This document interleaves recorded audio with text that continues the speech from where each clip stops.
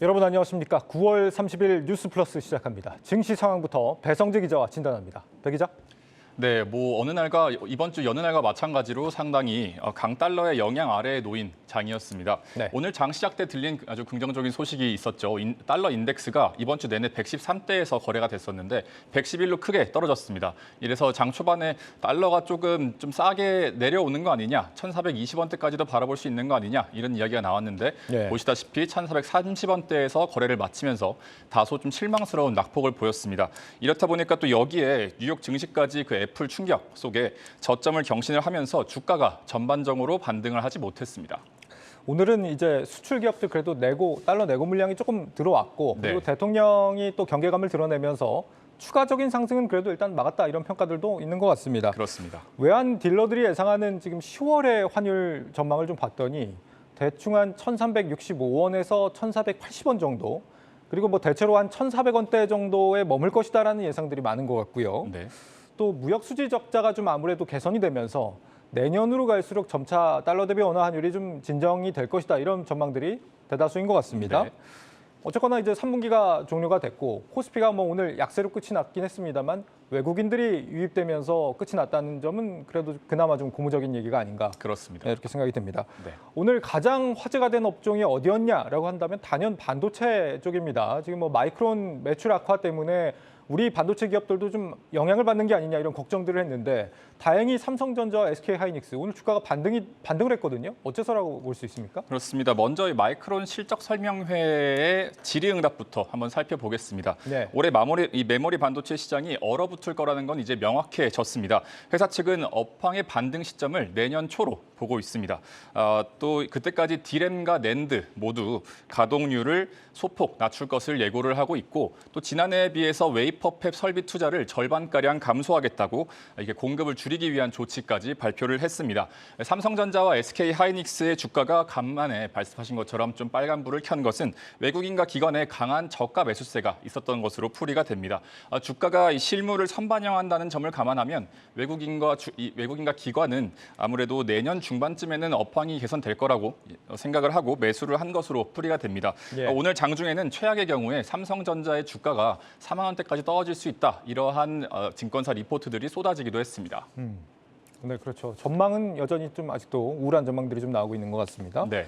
이번 주 그 어느 때보다 우리가 좀 불안한 시장을 오늘 우리가 좀 지켜봐야 되긴 했었습니다만 네. 사실 증시 전문가들도 이 하반기 들어서 경기가 좀 침체를 갈 것이고 증시 그래프도 그렇게 상황이 좋지 않을 것이다 이런 평가들을 계속 해오면서 그러다 보니까 아무래도 이 경기 방어주를 좀 사더라 이런 조언들이 그동안 꾸준히 있어 왔거든요. 네. 그렇다면 이 경기 방어주가 지금 어느 정도 상황에 직면해 있는지 점검을 한번 해보죠. 그렇습니다. 말씀하신 대로 이번 주 검은 월요일부터 해서 검은 수요일 다 검었다고 봐도 무방할 것 같은데 대표적인 경기 방어주 세 가지를 가져와 봤습니다. 예. 금융과 통신 그리고 에너지입니다. 금융은 은행주만 좁혀서 한번 살펴보겠습니다. 은행주는 대표적인 금리 인상기의 수혜주로 꼽히죠. 그런데 지난주에 미국 FOMC가 기준금리를 인상을 할 때 당시에도 주가가 상당히 지지부진했습니다. 상당히 많은 우려가 겹쳤기 때문인데 코로나19 팬데믹 과정에서 대출이 많이 늘었고 또 이 부실이 많이 늘었고 그렇기 때문에 지급 준비율을 늘려라 이러한 리스크가 있기 때문입니다. 그러나 반대로 충분한 손실 처리가 또 이뤄졌고 또 충당금도 충분해서 우려가 좀 지나친 거 아니냐 이러한 시각도 존재를 합니다. 배당 수익률이 여전히 좋은 종목으로 분류가 되기 때문에 이 투자 피난처 역할을 할 수 있다는 시각이 존재합니다. 자세한 내용은 리포트로 보시겠습니다. 정호진 기자가 취재했습니다. 예대 마진, 예금 금리와 대출 금리의 차이를 통해 얻는 수익이라는 의미로 금융기관의 수익성과 직결되는 지표입니다. 일반적으로 금리 인상기에는 예대 마진과 함께 은행의 재무제표도 개선되는 만큼 은행주는 금리 인상 수혜주로 평가받았습니다.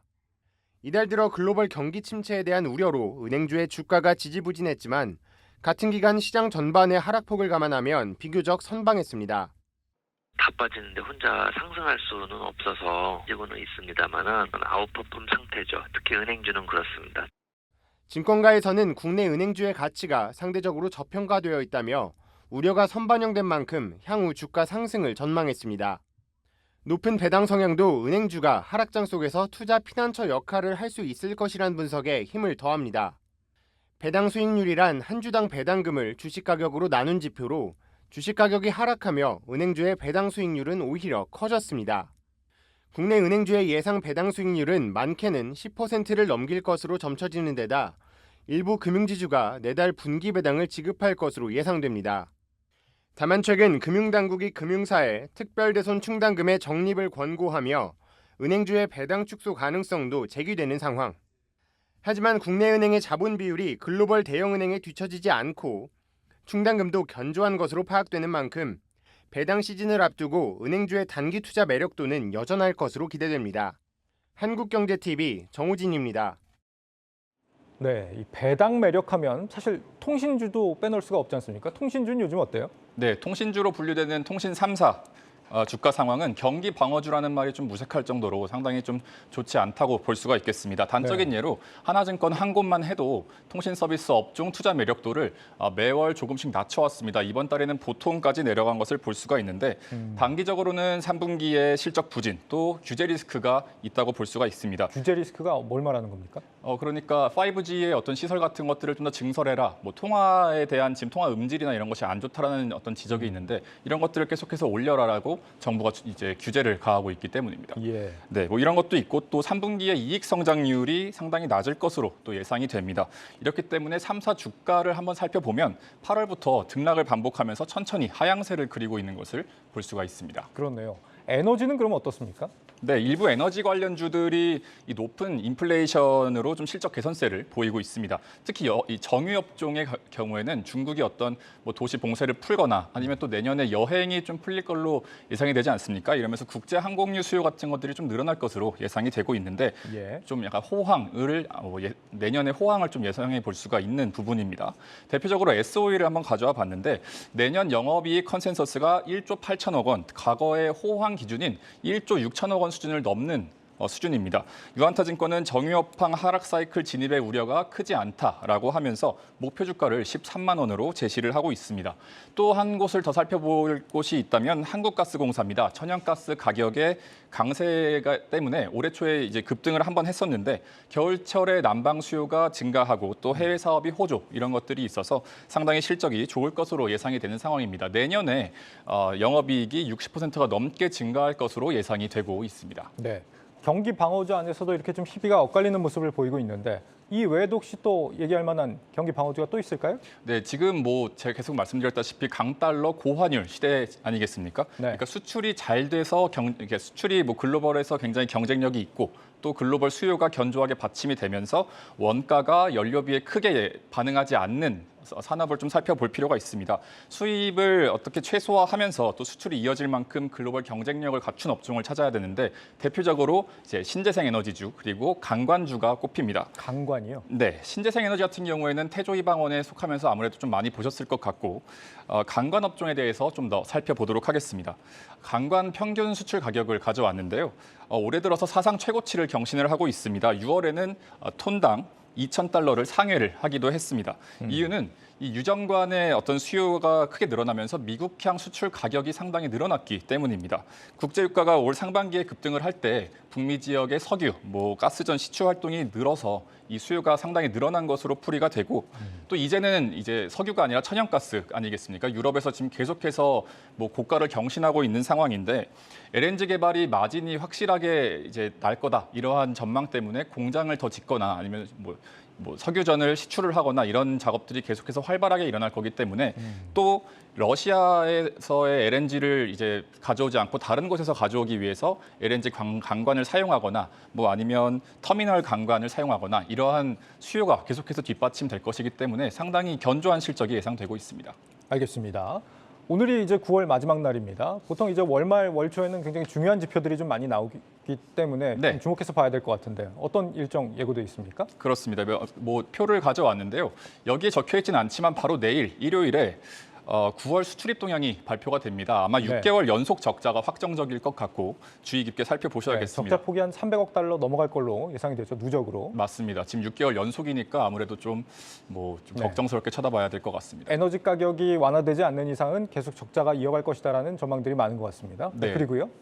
그리고 개천절인 3일 저녁에는 미국에서 ISM 제조업 지수, 그러니까 전미 공급 관리자 협회에서 제조업 지수를 발표합니다. 대표적인 실물 경기의 어떤 선행 지표라고 할 수 있습니다. 네. 상당히 중요한 일정이라고 할 수 있겠고 5일에는 우리나라의 9월 소비자 물가 동향이 발표됩니다. 이 바로 다음 주, 그러니까 지금 다음 주인데 그 다다음 주 수요일에 금융통화위원회가 열립니다. 아무래도 한국은행이 지난달에 물가 상황 점검 회의에서 수요 쪽이 지금 물가 상승 압력이 커지고 있다. 이렇게도 이야기를 했고 5에서 6% 정도의 오름세를 보일 것이다라고 예측을 했거든요. 한국은행의 예측이 맞아 들어갈지 그리고 금통위에 이게 직접적으로 영향을 미치기 때문에 상당히 주의 깊게 지켜봐야겠습니다. 예. 금요일에는 아이폰 14이 국내에 출격을 합니다. 오늘부터 지금 그 사전 예약을 받고 있는데 일부 네. 커뮤니티에 따르면은 이 프로나 프로 맥스 같은 건 이미 품절됐다는 소식이 나오고 프리미엄급 있습니다. 모델들은 품절이 됐군요. 그렇습니다. 네. 상당히 뜨거운 반응이 지금 예상이 되고 있고 삼성전자와의 이제 본격적인 경쟁도 오늘 이제 다음 주부터 시작된다고 볼 수 있겠습니다. 예. 또 그 금요일 저녁에는 미국에서 9월 고용 동향 보고서가 발표가 됩니다. 미국의 연방준비제도가 기준금리를 계속해서 올리고 있는 근거가 고용이 견조하다는 거잖아요. 그렇기 때문에 이 고용 동향 지수가 지금 120대를 넘나들고 있는데 계속해서 이 수치 유지할 수 있을지 지켜봐야겠습니다. 네, 알겠습니다. 증시 프리즘 배성재 기자였습니다.